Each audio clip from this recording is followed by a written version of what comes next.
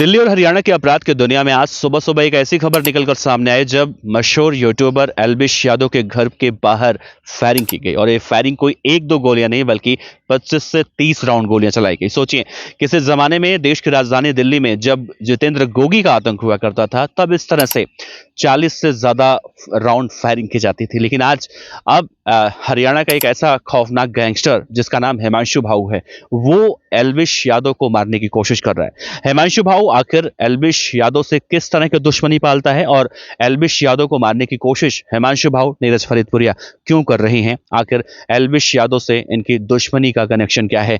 आज के इस वीडियो में बताने की और समझने की कोशिश करेंगे। नमस्कार, मेरा नाम है देवनाथ पांडे और आप देख रहे हैं रोजाना की तरह आपका अपना चैनल BDF न्यूज। सबसे पहले तस्वीरों के जरिए समझने की कोशिश करते हैं। इस घर को देखिए, यही वो घर है जहां पर गैंगस्टर हिमांशु भाऊ ने एल्विश यादव के इसी घर के अंदर फायरिंग करने की कोशिश की है। ये फायरिंग उस वक्त की गई जब एल्विश यादव अपने घर पर नहीं थे, यानी कि इस बात से यह समझा जा सकता है कि हिमांशु भाऊ अभी फिलहाल एल्विश यादव को मरवाना नहीं चाहता था, नहीं तो एल्विश यादव जब होते उस वक्त फायरिंग की जाती। हालांकि अभी पुलिस इस पूरे मामले में जांच पड़ताल कर रही है, लेकिन जिस तरह से जानकारी निकलकर सामने आ रही है, एल्विश यादव दरअसल जब से बिग बॉस में उन्हें जीत मिली थी तब से जिस तरह से उन्हें फेम मिला था, नाम मिला था, शोहरत मिली थी, इज्जत मिली थी, पैसा मिला था, और उसके बाद से एल्विश यादव कहीं ना कहीं गाहे बेगाहे उनके नाम अलग अलग मुद्दों पर निकलकर सामने आते रहते थे। इसके बाद देखने को मिला एल्विश यादव को विज्ञापन भी मिलने लगे। इसमें कुछ विज्ञापन ऐसे थे जो युवाओं को कहीं ना कहीं भ्रमित करते थे, या कहें कि भ्रम पैदा करने वाले विज्ञापन थे जिनसे युवाओं का ब्रेन वॉश होता था और युवा बर्बाद होते थे। ऐसा मैं नहीं कह रहा हूं, ऐसा गैंगस्टर हिमांशु भाऊ जिसने एल्विश यादव के घर के बाहर फायरिंग करने के बाद सोशल मीडिया पर जिम्मेदारी वाले पोस्ट में ये बातें कही हैं। तो इस पूरे मामले में दो किरदार हैं। पहला, गैंगस्टर हिमांशु भाऊ जो भाऊ गैंग का सरगना है, नीरज बवानिया गैंग का कभी साथी हुआ करता था। दूसरा, नीरज फरीदपुरिया, वो भी इसीलिए बदनाम है। हिमांशु भाऊ इस वक्त विदेश में बैठा है और नीरज फरीदपुरिया भी इस वक्त फरार है। पुलिस उसे पकड़ने की कोशिश कर रही है। लेकिन सबसे ध्यान देने वाली बात यह है कि हिमांशु भाऊ, अगर इसके गुनाहों की दास्तान में आपको बताऊं तो ये रहने वाला तो हरियाणा के रोहतक के रिटौली गांव का है, लेकिन आप अंदाजा लगाइए कि अब से कुछ साल पहले हरियाणा के झज्जर बेरी में एक प्रधान की हत्या हुई थी। उस वक्त भी 25 से ज्यादा गोलियां चली थी। बाद में हिमांशु भाऊ का नाम सामने आया था। दिल्ली के रजौरी गार्डन में बर्गर किंग एक रेस्टोरेंट में फायरिंग हुई थी, उसमें भी 25 से ज्यादा गोलियां मारी गई थी। ठीक इसी तरह से हिमांशु भाऊ ने हरियाणा के मुरथल ढाबे पर भी एक खतरनाक गैंगस्टर को मारा था, उसमें भी 25 से ज्यादा गोलियां मारी गई थी। यानी जैसा मैं आपसे कह रहा था कि जितेंद्र गोगी जब जिंदा था, उस वक्त जितेंद्र गोगी का जब दिल्ली में आतंक हुआ करता था तो जितेंद्र गोगी भी इसी तरह से गोलियां मारने के लिए बदनाम हुआ करता था।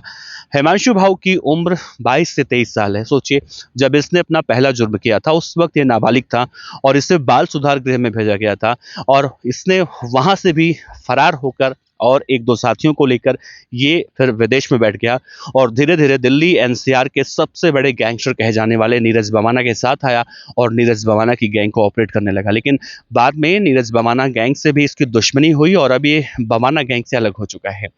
सवाल ये उठ रहा है कि एल्विश यादव को क्या सिर्फ इसलिए मारने की कोशिश की जा रही है कि एल्विश यादव बैटिंग ऐप जैसे कुछ विज्ञापन को प्रमोट कर रही हैं और उससे युवाओं का जीवन बर्बाद हो रहा है, या फिर इसके पीछे की कहानी कुछ और है?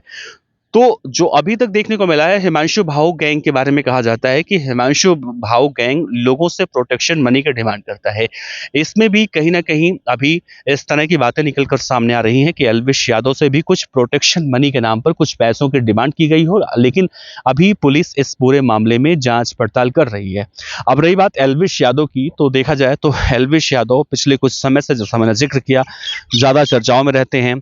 एक यूट्यूबर जिसका नाम सागर कुमार था, सागर कुमार को भी एल्विश यादव ने उस वक्त मारा था। ये मामला बहुत ज्यादा तूल पकड़ा था और बाद में एल्विश यादव ने इसको लेकर कहीं ना कहीं माफी भी मांगी थी और कहा था कि उस यूट्यूबर ने उनके पूरे परिवार को जान से मारने की या जला देने की धमकी दी थी तथाकथित रूप से। उसके बाद एल्विश यादव बहुत ज्यादा आग बबूला हुए थे और उन्होंने इस तरह के कदम उठाए थे। एल्विश यादव कई ऐसे मुद्दे हैं जिस पर खुलकर अपनी राय रखते हैं। एक गाड़ियों का काफिला देखने को मिलता है जब एल्विश यादव चलते हैं तो उनके समर्थक एक फौज की तरह उनके साथ चलते हैं, यानी कि टशन भौकालबाजी पूरा होता है। लेकिन अभी फिलहाल एल्विश यादव इस पूरे मामले में पीड़ित व्यक्ति हैं और ये दो गैंगस्टर, एक नहीं दो गैंगस्टर उनके पीछे पड़े हुए हैं। ऐसे में हरियाणा की गुरुग्राम की पुलिस अब एल्विश यादव के घर की सुरक्षा तो बढ़ा रही है, लेकिन ये भी ध्यान देना जरूरी है, इस बात से भी इनकार नहीं किया जा सकता कि एल्विश यादव की जान को खतरा है। एल्विश यादव अब गैंगस्टर हिमांशु भाऊ और नीरज फरीदपुरिया के निशाने पर आ चुके हैं। अब देखना होगा हिमांशु भाऊ गैंग का अगला कदम क्या होगा, क्योंकि एल्विश यादव के घर के बाहर ठीक वैसा हमला हुआ है जैसा सलमान खान के घर के बाहर हुआ था।